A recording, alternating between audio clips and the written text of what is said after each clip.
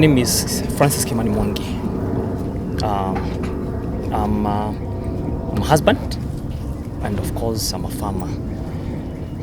My education background, I've done B.Ed, Kiswahili in history and journalism, majoring in PR.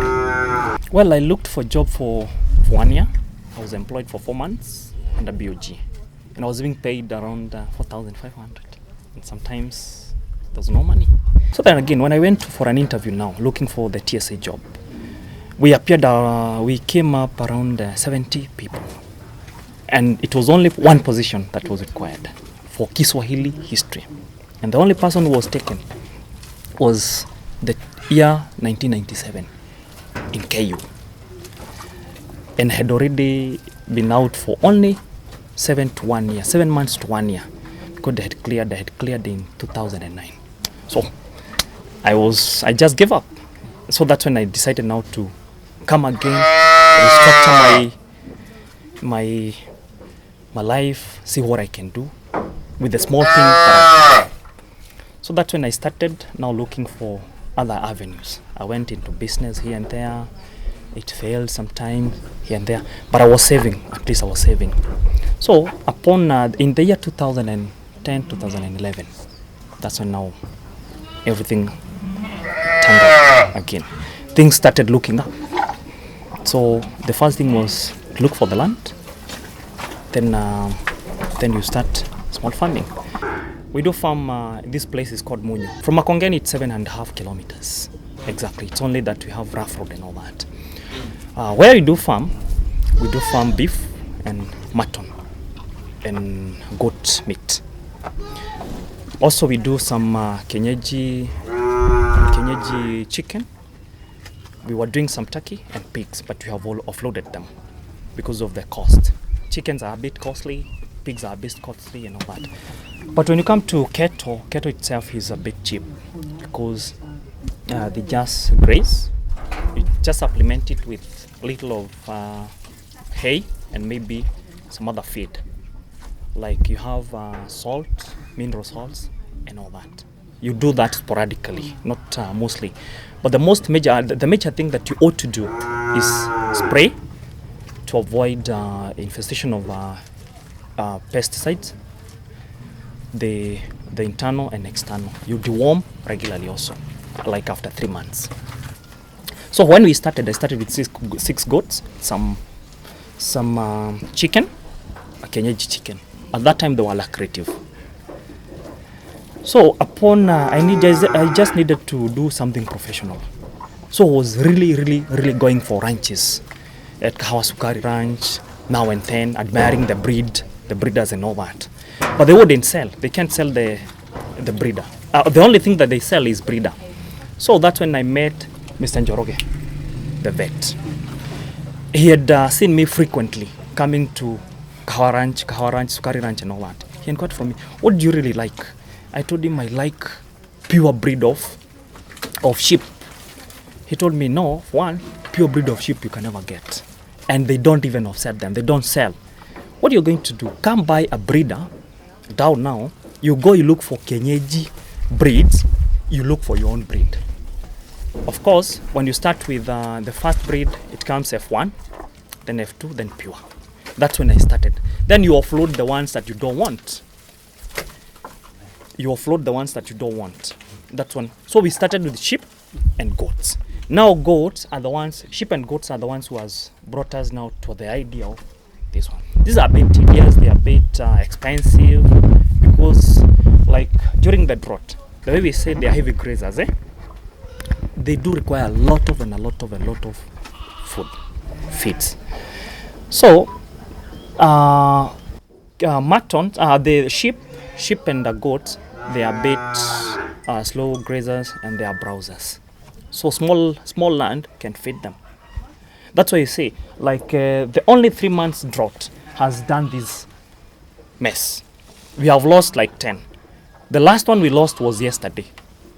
Yeah, the last one we lost was yesterday, according to the records. So they are expensive also to buy because one cow, we are buying them at 30,000. Then a cow gestation period goes for 9 months. So it's one, and it's not necessarily that. So it's the extension of it, or the breeding period of it is a bit slow. They go slowly. But for sheep and goats, they are lucrative in this sense. One goat gives birth twice per year. A sheep thrice per year. So if at all you have one, you're well assured within 3 years you'll be having around 9. That's the technicality bit of it. We have 58 indigenous chicken and 202 goats. That's a flock of goats and sheep, and 93 cows and 17 calves. Mostly we do connect with vet shops. That's when we do. Okay, at first we did it from vet shops. You do small posters, and you market from there. Then your number, people will come. But now, since we have now good clientele, the networking now is working, because one client brings another. So at a time like December, April, during the festivities and Ramadan, that's when we sell most. So quarterly we have a flock that we separate to sell, mostly sheep and goat. Like a good one for meat, they are going for around 40 to 50k. Okay. Yes. And for the goat and sheep? Goat for meat, they go for 10k. 10k. Yeah. And they weigh from 55 kgs to 65 kg Okay. upon maturity. That is a goat worth 7 to 1 year.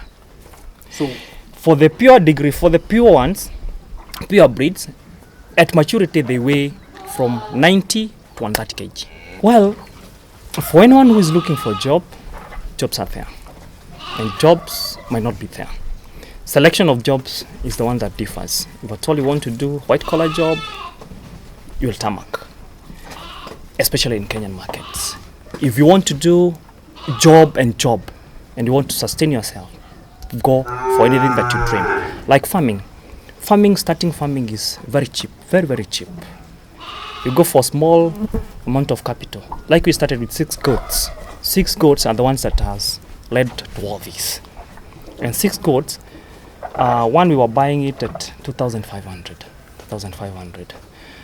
That's that's a life of Nairobian who spends that money. It's around how much? It's around how much? 25k. That's one weekend party for a person in Nairobi. True? Fueling, drinking and all that. So it's only that you just require separate a small amount of money and do. The only thing which is expensive maybe is land.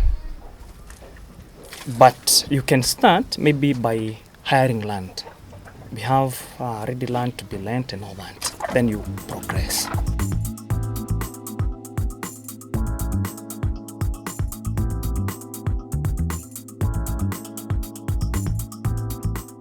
One is pay them well. Actually, don't fear. Just pay them well. Delegate. Act professionally. If you you have like a farm like this one, you need to have a farm manager who is a professional. Then again, once you pay them well, be open to them. Don't make them sound like slaves. They're also human beings. The way you have feelings, they have feelings. Be open. Let them give you their problems and all that. Share, just open it. It's like a marriage. It's a pact in between two people, employer and an employee. So when people don't communicate, things do mess up.